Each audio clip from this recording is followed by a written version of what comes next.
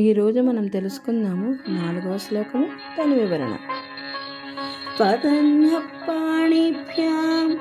అభయవరదో దైవతగణః త్వమేకా నైవాసి ప్రకటిత వరాభీత్యభినయ భయత్రాతుం దాతుం ఫలమపి చ వాంఛాసమధికం శరణ్యే లోకానాం తవ హి చరణావేవ నిపుణౌ.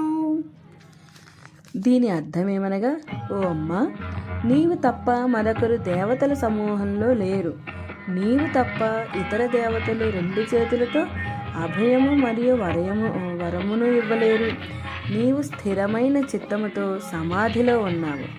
వివరణ: ఈ శ్లోకంలో ఆదిశంకరాచార్యులు దేవిని స్తుతిస్తూ ఆమె తప్ప మరొక దేవత లేదని, ఆమె 2 చేతులతో భక్తులకు అభయము మరియు వరములను ఇవ్వగలదని చెప్తున్నారు.